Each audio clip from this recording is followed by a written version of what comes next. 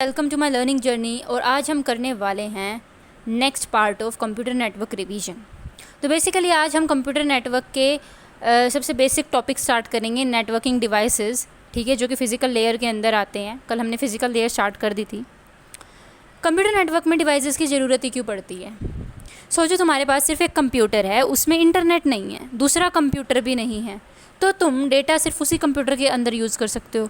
अब मान लो तुम्हारे घर में 5 कंप्यूटर आ गए, अब सबको एक दूसरे से फाइल शेयर करनी है, सबको इंटरनेट भी चाहिए, प्रिंटर भी कॉमन यूज़ करना है, तो कंप्यूटर्स को कनेक्ट करना पड़ेगा। इसी कनेक्शन को कंप्यूटर नेटवर्क कह देते हैं। लेकिन सिर्फ वायर लगा देने से नेटवर्क नहीं बन जाता, बीच में अलग अलग डिवाइसेस लगते हैं जो अलग अलग काम करते हैं। जैसे कि केबल डेटा ले जाती है, रिपीटर सिग्नल्स को स्ट्रॉन्ग करता है, हब सिग्नल सबको भेज देता है, ब्रिज ट्रैफिक को डिवाइड करता है, स्विच इंटेलिजेंट फॉरवर्डिंग करता है, वहीं राउटर अलग अलग नेटवर्क को कनेक्ट करता है। समझे? इनके बारे में हम डेप्थ में पढ़ने वाले हैं। स्टार्टिंग करते हैं हम केबल के साथ। देखो अंदर अनशील्डेड ट्विस्टेड पेयर केबल के बारे में सोचो। तुम दिल्ली से चंडीगढ़ जाना चाहते हो, अगर रोड ही नहीं होगी तो कार कैसे जाएगी? इम्पॉसिबल है ना। तो रोड के बिना व्हीकल ट्रैवल नहीं कर सकता। बिल्कुल इसी तरह से कंप्यूटर भी डेटा हवा में नहीं भेज सकता, उसे भी एक पाथ चाहिए होता है और उस पाथ को हम ट्रांसमिशन मीडिया बोलते हैं। और केबल एक ट्रांसमिशन मीडिया है।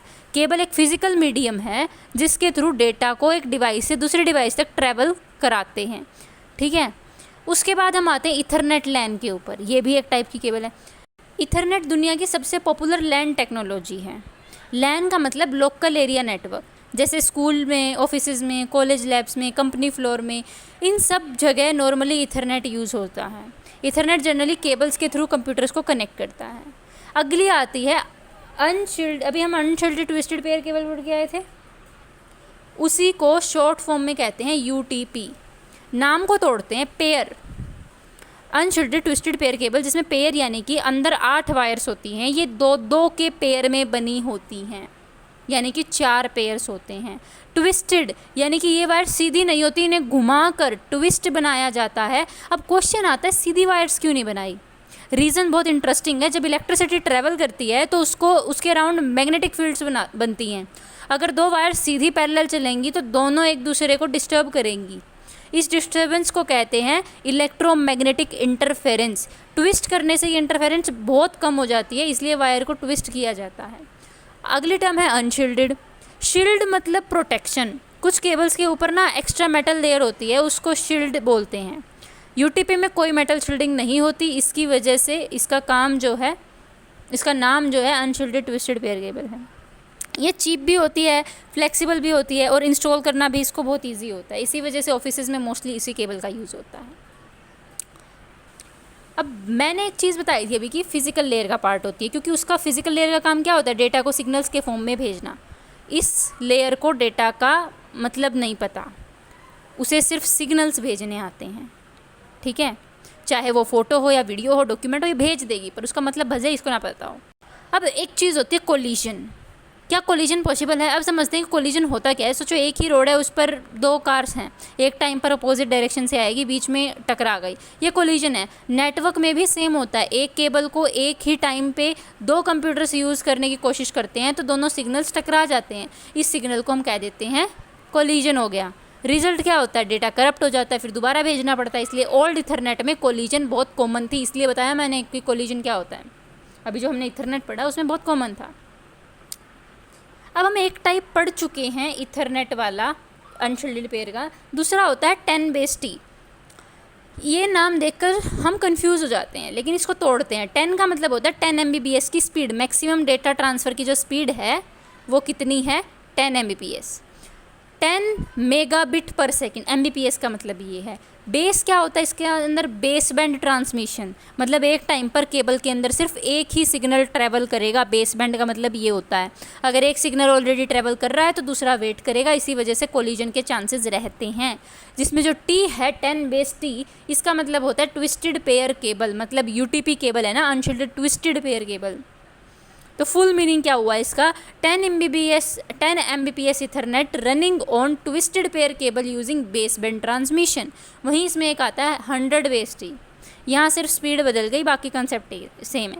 फिर 1000 बेस थी, यहाँ पे भी सिर्फ स्पीड बदल गई, 1000 हो गई, वहाँ पे 10 थी, फिर 100 हुई, फिर 1000 हुई, बाकी सब सेम है। 1 गीगाबिट पर सेकंड भी बोल देते हैं हम इसको।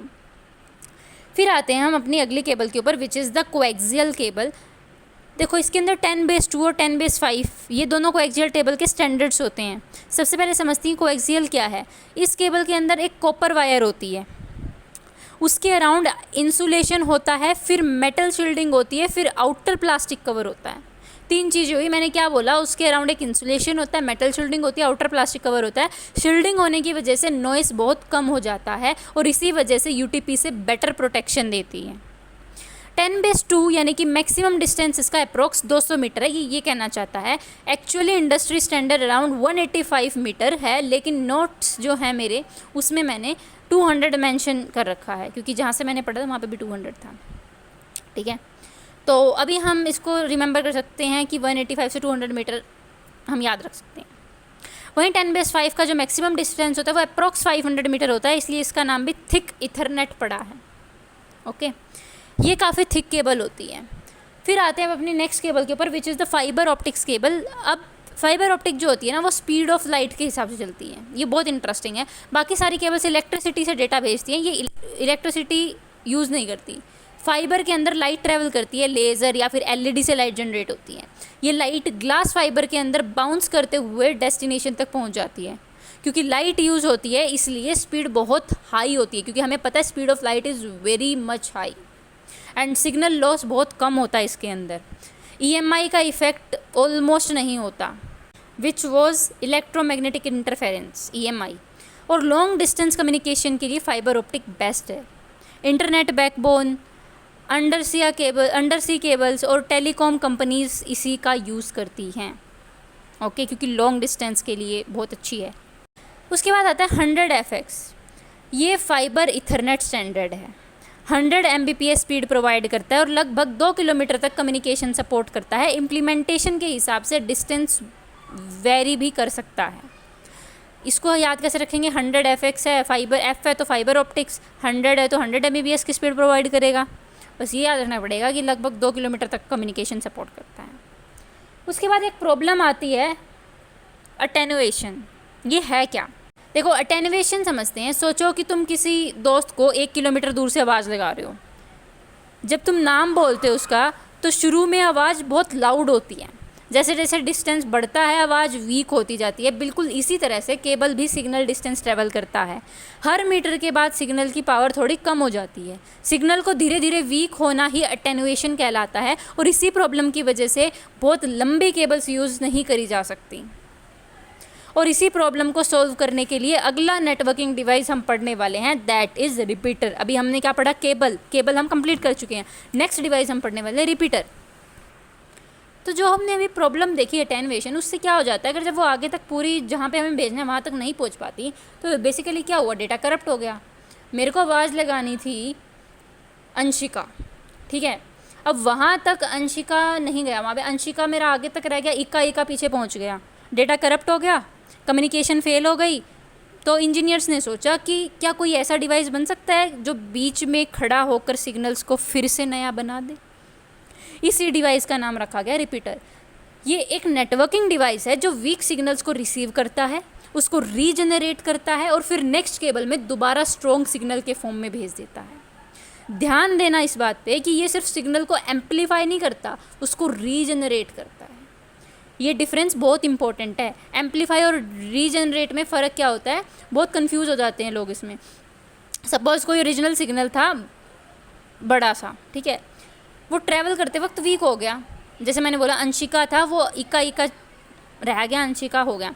अगर कोई डिवाइस सिर्फ एम्पलीफाई करेगा तो वो वीक सिग्नल भी बड़ा हो जाएगा, नॉइस भी बढ़ जाएगी। लेकिन रिपीटर क्या करता है, पहले सिग्नल को रीड करता है फिर उसको बिल्कुल फ्रेश सिग्नल बना देता है।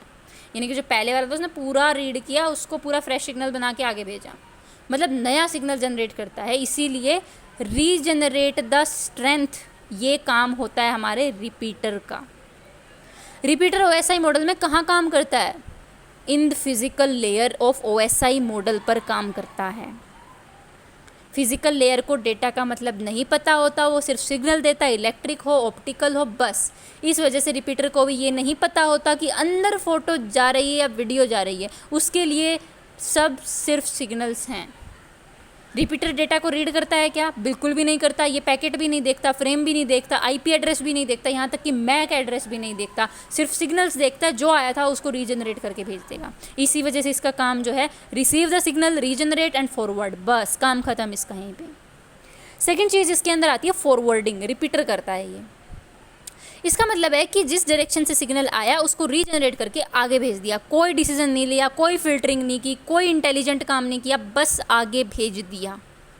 That is forwarding. रिपीटर में कितने पोर्ट्स होते हैं? इसके अंदर बेसिकली 2 पोर्ट डिवाइस होते हैं, एक साइड से सिग्नल रिसीव करना और दूसरी साइड से फॉरवर्ड करना, नथिंग एल्स। रिपीटर की नीड कब पड़ती है? सपोज मैक्सिमम केबल डिस्टेंस है आपके पास 100 मीटर है, लेकिन तुम्हें 200 मीटर दूर कंप्यूटर को कनेक्ट करना है। अगर डायरेक्ट केबल लगा दोगे तो सिग्नल वीक हो जाएगा, तो क्या करेंगे, बीच में हम रिपीटर लगा देंगे। ठीक है, तो 100 मीटर चलेगा, फिर रिपीटर है, फिर वो उसको रीजनरेट कर देगा, फिर आगे के 100 मीटर के बाद आगे पीसी रखा है उसको भेज देगा, फिर से फ्रेश हो गया, बीच में कम्युनिकेशन सक्सेसफुल हो गई। अब आते हैं हम अपने कुछ 2 अच्छे कंसेप्ट के ऊपर, कोलिजन डोमेन और ब्रॉडकास्ट डोमेन। इनको डेप्थ में हम शायद आगे पढ़ेंगे, अभी एक बार वैसे बता देती हूँ इससे related. No filtering, collision domain. अब ये समझते हैं कि सबसे पहले कोलिजन याद करो। कोलिजन तब होता है जब एक मीडियम पर 2 डिवाइसेस एक ही टाइम पर डेटा भेजते हैं, सिग्नल्स टकरा जाते हैं। अब रिपीटर क्या करता है? क्या ये ट्रैफिक को अलग करता है? बिल्कुल भी नहीं करता। क्या ये कोलिजन रोकता है? बिल्कुल नहीं रोकता। क्या ये डिवाइस को डिवाइड करता है? बिल्कुल भी नहीं करता यार, वो सिर्फ रीजनरेट करता है। ये सिर्फ सिग्नल को स्ट्रॉन्ग करता है। इसीलिए अगर केबल में एक साइड से कोलिजन हुआ तो रिपीटर उस कोलिजन को भी आगे भेज देगा, मतलब कोलिजन डोमेन सेम रहेगा। यह कोलिजन को नहीं रोकता है, रिपीटर कोलिजन डोमेन को डिवाइड नहीं करता। तो this you have to remember कि रिपीटर के अंदर कोलिजन डोमेन होता है। ओके, वो सेम रहेगा। Next is broadcast domain. Repeater broadcast को भी नहीं रोकता। क्यों? क्योंकि उसको ब्रॉडकास्ट का मतलब नहीं पता भाई, उसको सिर्फ एक ही चीज़ पता है कि सिग्नल आएगा, उसको रीजनरेट करना है और आगे भेज देना है। उसको इसके अलावा नहीं पता कुछ, तो वो ब्रॉडकास्ट डोमेन को भी नहीं करेगा, कुछ नहीं रोक पाएगा। उसके लिए सब सिग्नल्स हैं। इसके अंदर फ़ायदे क्या हैं? सिग्नल स्ट्रेंथ बढ़ाता है, लॉन्ग डिस्टेंस कम्युनिकेशन पॉसिबल करता है, चीप भी है। ओके, ईजी इंस्टॉलेशन भी है इसका, पर इसके अंदर कुछ कमियां हैं कि ये कोलिजन रिड्यूस नहीं करता, ब्रॉडकास्ट को कंट्रोल नहीं करता, इंटेलिजेंट डिवाइस नहीं है और फिल्टरिंग तक नहीं करता। हर सिग्नल को रीजनरेट करके भेज देता है, भले ही वो करप्टेड हो। ओके, उसके बाद आते हैं हम अपने नेक्स्ट डिवाइस के ऊपर, विच इज़ हब। तो अभी हमने देखा था कि एक प्रॉब्लम आई, इंजीनियर्स ने सोचा कि अगर मुझे सिर्फ 2 कंप्यूटर्स नहीं बल्कि 20 कंप्यूटर्स कनेक्ट करने हैं, तो अब ये प्रॉब्लम थी ना, वो तो 2 कंप्यूटर को कनेक्ट कर रहा था लॉन्ग डिस्टेंस पे। अब अगर मुझे 20 करने हैं तो क्या हर 2 कंप्यूटर के बीच में फिर मैं एक रिपीटर लगाने बैठूंगी? बिल्कुल भी नहीं। फिर इंजीनियर्स ने रिपीटर को अपग्रेड कर दिया, और उसको रिपीटर का ही अपग्रेडेड वर्जन कौन कहलाता है? हब, जिसको अब हम पढ़ने वाले हैं। इसीलिए इसको बोला जाता है मल्टी पोर्ट रिपीटर। उसके अंदर 2 पोर्ट होते थे, अब उसके अंदर मल्टीपल पोर्ट्स आ गए, तो उसको हमने बोल दिया हब। सोचो तुम एक क्लासरूम में हो और टीचर ने सिर्फ 2 स्टूडेंट से बात करनी थी, तो एक स्टूडेंट दूसरे स्टूडेंट से डायरेक्टली बात कर सकता है। ये रिपीटर जैसा केस था। अब मान लो क्लास में 40 स्टूडेंट हैं, सबको एक कॉमन पॉइंट से कनेक्ट करना है, बीच में टीचर खड़ा हो गया। अब जो भी स्टूडेंट कुछ बोलेगा, टीचर बिना सोचे पूरी क्लास को लाउड स्पीकर पर सुना देगा। टीचर ये चेक नहीं करेगा कि किस मैसेज किसके लिए था, बस सबको सुना देगा। एग्जैक्टली यही काम हब का होता है। हब एक मल्टीपोर्ट रिपीटर है जो एक पोर्ट से डेटा रिसीव करता है और बिना किसी फिल्टरिंग के उस डेटा को अपने सारे बाकी के पोर्ट्स हैं उन पर फॉरवर्ड करता है। लेने वाला एक है, भेजने वाले बहुत सारे हैं। ओके, यानी अगर हब में 8 पोर्ट हैं और एक कंप्यूटर ने डेटा भेजा, तो हब के 7 कंप्यूटर्स को भी वही डेटा भेज देगा, चाहे उनसे उस डेटा की ज़रूरत हो या ना हो, पर आपको मिलेगा, वेदर यू वांट इट और not. Next is multiport repeater. का मतलब क्या होता है? रिपीटर्स में ना जनरली 2 पोर्ट होते हैं, हमने देखा था। हब में 4 हो सकते हैं, 8 हो सकते हैं, 16 हो सकते हैं, 24 हो सकते हैं, 48 हो सकते हैं, ये उससे ज़्यादा पोर्ट्स भी हो सकते हैं, इसलिए हब को मल्टीपोर्ट रिपीटर बोला जाता है। और सब के सब जो सब के सब जो कंप्यूटर्स होते हैं वो जो हैं हब से कनेक्टेड होते हैं। OSI लेयर की बात करूँ तो ये फिज़िकल लेयर पर काम करता है, ये भी सिर्फ इलेक्ट्रिक सिग्नल समझता है, इसको भी कोई मतलब नहीं अंदर फ़ोटो जा रही, वीडियो जा रही, PDF जा रही, मैसेज जा रहा, जो मर्जी जा रहा हो या पासवर्ड है, इसके लिए सब सिग्नल है। बुद्धू है ये एक नंबर का। हब का वर्किंग क्या होता है, अब मान लो कि PC1 को PC4 को डेटा भेजना है, ठीक है, PC1 ने डेटा हब को भेज दिया। अब इंटेलिजेंट डिवाइस होता तो क्या करता, वो PC4 को भेजता, लेकिन ये बुद्धू हब है, ये क्या करेगा, इसको बात बताई PC1 ने, ये सबको बताया आएगा, भदभई किसी ने इससे ना पूछी हो, समझ रहे हो, एग्जैक्टली। उसके बाद अब सब कंप्यूटर्स पैकेट रिसीव कर लेते हैं, लेकिन सिर्फ PC4 बोलेगा कि ये मेरा पैकेट है, बाकी सब उस पैकेट को डिस्कार्ड कर देंगे। सोचो कितना अननेसेसरी ट्रैफिक क्रिएट किया हमने। इसी वजह से हब को इनसफिशिएंट डिवाइस बोला जाता है। मानते हैं वो PC4 समझदार है, उसने सुन ली, लेकिन और मानती हूँ मैं बाकी के सारे डिवाइसेस भी जो हैं समझदार हैं कि हमें तो नहीं चाहिए, हमें तो मत दो, ठीक है, वापस जाओ। लेकिन हब की बात चल रही है यहाँ पे, हब इंटेलिजेंट नहीं है, वो इनएफिशिएंट है। उसके बाद आती है फॉरवर्डिंग। अभी हम फॉरवर्डिंग समझ के आए थे क्या होती है। हब फॉरवर्डिंग करता है, ऐसे रिपीटर फॉरवर्डिंग करता था, लेकिन स्मार्ट फॉरवर्डिंग नहीं करता, ब्लाइंड फॉरवर्डिंग करता है, अंधाधुंध सबको फॉरवर्ड कर देता है, जो आया सबको भेज दिया बस, अब उसकी कोई जिम्मेदारी नहीं है। फिल्टरिंग की बात करो, हब फिल्टरिंग करता है, बिल्कुल भी नहीं करता, यह हमने रिपीटर में पढ़ा था, रिपीटर का ही बड़ा भाई है ये, नथिंग एल्स। फिल्टरिंग का मतलब क्या होता है, चेक करना ये पैकेट किसको भेजना है किसको नहीं भेजना है, हब कुछ भी चेक नहीं करता, बुद्धू है, मैंने बोला था। सिग्नल स्ट्रेंथ, कोई स्ट्रेंथ नहीं होती इसके अंदर।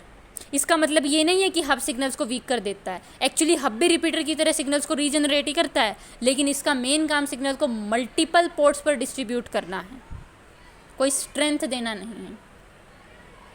कोलिजन डोमेन की बात करूँ तो इसके अंदर n कोलिजन डोमेन्स होते हैं। यहाँ n का मतलब क्या है, हब जितने कंप्यूटर्स कनेक्ट करेगा सब एक ही कोलिजन डोमेन का पार्ट होंगे। स्टोरी से समझते हैं, एक ही क्लासरूम है, सब स्टूडेंट्स को बोल दिया कि जो बोलना है बोल दो। अब अगर एक बच्चा है जिसका नाम है रोहित, वो बोल रहा है, दूसरा अमन भी बोल रहा है, फिर प्रिया भी बोल रही है, एक ही टाइम पर क्या होगा, सबकी आवाज़ मिक्स हो जाएगी, किसी की बात समझ नहीं आएगी, ये कोलिजन है। नेटवर्क में भी सेम होता है। हब में अगर PC1 और PC3 एक ही टाइम पर डेटा भेज दें तो सिग्नल्स टकरा जाएंगे, हब उन्हें अलग नहीं कर सकता, रिजल्ट क्या होगा, कोलिजन, डेटा दोबारा भेजना पड़ेगा। अब क्वेश्चन ये है कि हब में इतना कोलिजन क्यों होता है, क्योंकि सब डिवाइस एक ही कम्युनिकेशन मीडियम शेयर करते हैं और हब किसी को कंट्रोल नहीं करता, जो पहले भेज देगा वो भेज देगा, जब बाद में भेजेगा वो बाद में भेज देगा। अगर दोनों एक टाइम पर भेज दिए तो कोलिजन हो जाएगा। इसी वजह से ओल्ड इथरनेट में हब बहुत प्रॉब्लम क्रिएट करता था। ब्रॉडकास्ट की बात करें तो हब के लिए हर पैकेट ऑलमोस्ट ब्रॉडकास्ट जैसा ही बिहेव करता है, क्योंकि हब हर इनकमिंग पैकेट को सब पोर्ट्स पे भेज देता है, ब्रॉडकास्ट कर देता है, ओके। इसीलिए नेटवर्क में अननेसेसरी ट्रैफिक बहुत बढ़ जाता है। उसके बाद आती है परफॉर्मेंस। सोचो 20 कंप्यूटर्स हैं, सिर्फ एक कंप्यूटर को फाइल चाहिए, लेकिन हब ने फाइल 20 कंप्यूटर को भेज दी, 19 कंप्यूटर ने बिना वजह रिसीव की, रिजल्ट क्या था, बैंडविड्थ वेस्ट हो गई, नेटवर्क स्लो हो गया। इसी वजह से आपकी परफॉर्मेंस भी बहुत पुअर होती है। एडवांटेज क्या है, चीप होता है, इजी इंस्टॉलेशन होता है, मल्टी पोर्ट डिवाइस है, सबसे इंपॉर्टेंट बात, स्मॉल नेटवर्क के लिए ठीक है।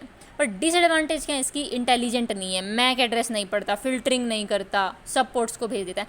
मैक एड्रेस नहीं पढ़ता, यही तो एक कारण बनता है कि वो सबको भेज देता है, समझे। कोलिजन बहुत ज़्यादा होता है, नेटवर्क स्लो कर देता है, सिक्योरिटी बहुत वीक है, क्योंकि हर कंप्यूटर तक हर पैकेट पहुंच रहा है। किसी ने पासवर्ड भेज रखा हो, फिर हो गया, जिसको भेजना था उसका तो बेड़ा गर्क। फिर अगला है हमारे पास कंपैरिजन। रिपीटर और हब में क्या कंपैरिजन है, तो देखिए, एक आदमी बोलता है, रिपीटर उसकी आवाज़ को स्ट्रॉन्ग करके सिर्फ आगे भेज देता है। हब, एक आदमी बोलता है, हब उस आवाज़ को लाउड स्पीकर से पूरी बिल्डिंग में अनाउंस कर देता है। इसीलिए हब को मल्टी पोर्ट रिपीटर कहा जाता है। आई होप आप समझ गए होंगे। आगे आएंगे हम ब्रिज के ऊपर। तो देखिए, अभी तक हमने जितने डिवाइसेस पढ़े वो सब फिज़िकल लेयर पर काम कर रहे थे, लेकिन ब्रिज थोड़ा सा डगमगा गया है। ये फिज़िकल लेयर पे भी काम करता है और डेटा लिंक लेयर पे भी काम करता है, दोनों पे काम करता है। रिपीटर और हब दोनों की सबसे बड़ी प्रॉब्लम क्या थी, ये स्मार्ट नहीं थे, ये सिर्फ सिग्नल को आगे भेज देते थे। इन्हें ये नहीं पता होता था डेटा किस कंप्यूटर के लिए है। Unnecessary traffic, collision, poor performance. अब इंजीनियर्स ने सोचा कोई ऐसे डिवाइस बनाते हैं जो थोड़ा इंटेलिजेंट हो, और यहीं से जन्म हुआ ब्रिज का। ओके, कहानी सुनिए। सोचो एक स्कूल में दो क्लासरूम्स हैं, एक क्लास है ए, एक क्लास है बी, दोनों के बीच में एक दरवाज़ा है। पहला दरवाज़ा हमेशा खुला रहता है, क्लास ए का शोर क्लास बी में भी आ जाता है, क्लास बी का शोर क्लास ए में भी आ जाता है। टीचर्स को पढ़ाने में मुश्किल हो जाती है। अब स्कूल ने एक गार्ड रख दिया। अब जो भी स्टूडेंट दूसरी क्लास में जाना चाहे, गार्ड पहले पूछती है किस क्लास में जाना है, आपको अंदर जाने की परमिशन है, फिर डिसाइड करता है कि ये गार्ड ही ब्रिज है। फिर डिसाइड किया जाता है कौन कहाँ जाएगा। अब ये क्या है, गार्ड क्या है, ब्रिज है। ब्रिज भी बिना सोचे डेटा फॉरवर्ड नहीं करता, पहले चेक करता है फिर डिसीजन लेता है। बेसिकली एक लेयर 2 नेटवर्किंग डिवाइस है जो दो सिमिलर लैंस को कनेक्ट करता है और मैक एड्रेस के बेसिस पर फ्रेम को फिल्टर और फॉरवर्ड करता है। मैंने कहा फिल्टर और फॉरवर्ड करता है। Forwarding is the same concept which we used earlier in the hubs and repeaters, but here one more thing we added is the filter. इसी डेफिनेशन में हर वर्ड इंपॉर्टेंट है। चलो इसको तोड़ते हैं। ब्रिज दो सिमिलर लेंस को कनेक्ट करता है। कनेक्ट टू डिफरेंट लेंस यानी कि सिमिलर। यहाँ डिफरेंट का मतलब दो अलग लेंस है। अगर सिमिलर तुम समझ रहे हो ना, वो नहीं है, लेकिन टेक्नोलॉजी सेम होनी चाहिए। समझ रहे हो? इथरनेट लैन है, ब्रिज लगा दिया, आगे भी इथरनेट लैन है, तो ये पॉसिबल है। लेकिन इथरनेट है, बीच में ब्रिज लगा दिया, आगे मैंने वाईफाई रखी हुई है, ये ब्रिज का काम नहीं कर सकता भाई। सेम टाइप के लैंस को कनेक्ट करता है ये। OSI लेयर, मैंने कहा फिजिकल और डेटा लिंक लेयर, ये कन्फ्यूज़न बना सकता है कि दोनों। ब्रिज एक्चुअली सिर्फ लेयर 2 में माना जाता है, लेकिन डेटा रिसीव और ट्रांसमिट करने के लिए फिजिकल लेयर का भी यूज़ होता है। वैसे it is a data link layer का डिवाइस, लेकिन डेटा को रिसीव और ट्रांसमिट करना किसका काम होता है? Physical layer. तो उस वे में ये फिजिकल लेयर का यूज़ होता है, इसीलिए हमने दोनों ही लिख रखे हैं। इसकी डेटा यूनिट क्या होती है? फिजिकल लेयर में डेटा सिग्नल्स की फॉर्म में होता है, लेकिन ब्रिज किस चीज़ को देख रहा है? सिग्नल्स को नहीं, वो देख रहा है फ्रेम्स को। लेयर 2 पर डेटा को फ्रेम बोलते हैं और इसीलिए ब्रिज फ्रेम के साथ काम करता है। अब इसको कैसे पता है? ये फिल्टर करके बता रहा है इसको इसी क्लास में जाना है। उसको पता है ना कि उसका एड्रेस है वो, इसीलिए ब्रिज जो है वो मैक एड्रेस देखता है। MAC address is a kind of address जो हर एक पीसी का अपना अलग होता है, जैसे हमारा आधार कार्ड अलग होता है ना, वैसे ही। ठीक है, हर कंप्यूटर का एक यूनिक एड्रेस होता है, उसी को हम मैक एड्रेस बोलते हैं, और वो उस डिवाइस को चेक करता है और उससे अकॉर्डिंग अपना डिसीजन लेकर आगे भेजता है। फॉरवर्डिंग आती है इसके अंदर। ब्रिज फॉरवर्डिंग करता है, लेकिन हब की तरह ब्लाइंड फॉरवर्डिंग नहीं करता है, इस बात को याद रखना। उसको पता होता है कहाँ भेजना है। फिल्टरिंग करता है, ये ब्रिज का सबसे इंपॉर्टेंट काम है। हब फिल्टरिंग बिल्कुल भी नहीं करता था, ब्रिज करता था। ब्रिज करता है। स्टोरी से समझना, मान लो कि लेफ्ट साइड में पीसी है 1 2 3, राइट साइड में पीसी है 4 5 6, और बीच में हमने लगा दिया भाई साहब ब्रिज। पीसी 1 ने पीसी 2 को डेटा भेजना है। मैंने क्या कहा, एक साइड में पीसी 1 2 3 है, 4 5 6 दूसरी साइड है, पीसी 1 और पीसी 2 सेम साइड पे हैं। ब्रिज क्या सोचेगा कि डेस्टिनेशन इसी साइड है, तो दूसरी साइड भेजने की ज़रूरत ही नहीं है, फ्रेम यही रहने दो। यही फिल्टरिंग है। अब पीसी 1 पीसी 5 को डेटा भेजना है, दूसरी कंडीशन ले रही हूँ मैं ये। अब डेस्टिनेशन दूसरी साइड है, ब्रिज फ्रेम्स को आगे भेज देगा, यही फॉरवर्डिंग है। समझ रहे हो? वो फिल्टरिंग थी कि एक ही साइड भेजना, उसने सोचा, दिमाग लगाया कि हाँ इधर ही रहने देते, फ्रेम्स को नहीं बनाना दूसरा, लेकिन उसने देखा अच्छा इसको तो फॉरवर्ड करना है, आगे भेजना है, आगे वाली साइड भेजना है। इससे फ़ायदा क्या हुआ? अननेसेसरी ट्रैफिक कम हो गया। पहले हब हर पैकेट सबको भेज देता है, अब ब्रिज सिर्फ ज़रूरत वाले नेटवर्क को भेजता है। नेटवर्क फास्ट हो गया। कोलिजन डोमेन की बात करूँ तो होता है फिल्टर एंड फॉरवर्ड, मतलब सॉरी कोलिजन डोमेन नहीं होता है, इसमें फिल्टर और फॉरवर्ड होता है, इस वजह से नहीं होता है। कन्फ्यूजिंग है थोड़ा सा। अब एक्चुअल कंसेप्ट ये है कि ब्रिज कोलिजन को कम्प्लीटली ख़त्म नहीं करता, लेकिन कोलिजन डोमेन को डिवाइड कर देता है। स्टोरी में समझो, मान लो सब नेटवर्क्स में अगर PC1 से PC5, PC2, PC3 सब एक साइड कनेक्टेड है, एक ही टाइम डेटा भेज देना, कोलिजन हो सकता है एक टाइम पे अगर सब भेज दें तो। अगर ब्रिज खोल लगा होगा, अब आधे लेफ्ट साइड में होंगे, आधे राइट साइड में होंगे। अगर PC1 से PC2 भेजना है तो एक ही टाइम पर डेटा भेजता है, कोलिजन लेफ्ट में होगा, राइट के कंप्यूटर्स पर कोई इफेक्ट नहीं होगा। यानी ब्रिज ने कोलिजन डोमेन को डिवाइड कर दिया, इसी वजह से कोलिजन खत्म हो गया। लेकिन अब लेफ्ट और राइट में जो डिवाइसेस अलग अलग थे, अगर अपोजिट साइड में होता तो हो सकता था, लेकिन उसने अपनी ही साइड किया, वहाँ कोलिजन हो जाए तो आधे वाले सेफ रहेंगे। तो बेसिकली इसमें कम होता है लेकिन होता है। ब्रॉडकास्ट डोमेन की बात करूँ तो ब्रिज ब्रॉडकास्ट को नहीं रोकता। अगर ब्रॉडकास्ट फ्रेम आया तो ब्रिज उसको दूसरी साइड भी भेज देगा, इसीलिए ब्रॉडकास्ट डोमेन सेम रहता है। ये बहुत इंपॉर्टेंट पॉइंट है। मैक एड्रेस टेबल देखते हैं हम। अब क्वेश्चन आता है कि ब्रिज को कैसे पता चलता है कि कौन सा कंप्यूटर किस साइड रखा है। उसकी आंखें तो है नहीं वो जो देख लेगा, कैसे पता चलता है? इसका आंसर आया भाई मैक एड्रेस टेबल। ब्रिज अपने अंदर एक टेबल मेंटेन करता है जिसको हम मैक एड्रेस टेबल कहते हैं, जिसमें एक कॉलम होता है मैक एड्रेस का, एक कॉलम होता है पोर्ट का। मैक एड्रेस M1 मान लो है, वो पोर्ट 1 से कनेक्टेड है, M2 पोर्ट 1 से कनेक्टेड है, M5 पोर्ट 2 से कनेक्टेड है, M6 पोर्ट 2 से कनेक्टेड है। किससे कनेक्टेड है? अब अगर डेस्टिनेशन M6 है जो, वो ब्रिज तुरंत समझ जाएगा कि पोर्ट 2 पर भेजना है, क्योंकि M6 पोर्ट 2 लिखा हुआ था, वो ज़्यादा दिमाग नहीं है, उसकी टेबल में लिखा हुआ है। तो ब्रिज डेटा यूनिट पे आते हैं हम, जिसको हम डेटा यूनिट प्रोटोकॉल भी कह देते हैं। ब्रिज एक्चुअली ना लेयर 2 के फ्रेम्स को प्रोसेस करता है। Frames is a data unit. Layer 2 protocols का यूज़ करता है, इसलिए प्रैक्टिकल एग्जाम में हमें याद रखना होता है कि लेयर डेटा लिंक होती है, एड्रेस यूज मैक एड्रेस होता है और डेटा यूनिट फ्रेम्स होती है। उसके बाद आता है spanning tree protocol. It is use to avoid the loops. ये बहुत इंपॉर्टेंट टॉपिक है। मान लो कि दो सिटीज़ के बीच में सिर्फ एक रोड है, कोई प्रॉब्लम नहीं। अब गवर्नमेंट ने दूसरी रोड भी बना दी, फिर तीसरी भी बना दी। अब क्या होगा? कभी कभी ड्राइवर गोल गोल घूमता रहेगा। नेटवर्क में भी यही होता है। अगर दो ब्रिज के बीच में मल्टीपल पाथ्स बन गए तो एक ब्रॉडकास्ट फ्रेम बार बार घूम सकता है और इसे नेटवर्क लूप कह देते हैं। और अब पैकेट सर्कल में घूमता रहेगा, रिजल्ट क्या होगा? नेटवर्क जैम हो जाएगा, डुप्लीकेट फ्रेम्स बन जाएंगे, बैंडविड्थ वेस्ट होगी, नेटवर्क क्रैश हो जाएगा। और इसी प्रॉब्लम को रोकने के लिए हमने एक चीज़ बना रखी है, उसको कहते हैं स्पैनिंग ट्री प्रोटोकॉल। ये क्या करता है? ये मल्टीपल पाथ्स में सिर्फ एक बेस्ट पाथ एक्टिव रखता है और बाकी एक्स्ट्रा पाथ्स को टेम्परेरी ब्लॉक कर देता है। इसीलिए लूप नहीं बनता। अगर एक्टिव पाथ फेल हो जाए तो ब्लॉक पाथ ऑटोमेटिकली एक्टिव हो सकता है। यानी कि जो STP है हमारा स्पैनिंग ट्री प्रोटोकॉल, ये सिर्फ लूप नहीं रोकता बल्कि रिडंडेंसी भी मेंटेन करता है। ओके, तो आज हम बस इतना ही करेंगे। अगले वीडियो में हम स्टार्ट करेंगे ब्रिज के टाइप्स के साथ, स्विचेस, रूटर्स, गेटवेज, ये सब देखने वाले हैं नेक्स्ट हम। आज के लिए बस इतना ही, मिलते हैं नेक्स्ट वीडियो के अंदर। Thank you so much, tata bye bye. Video को लाइक कर देना, चैनल को सब्सक्राइब कर देना और कमेंट्स में ज़रूर बताना कि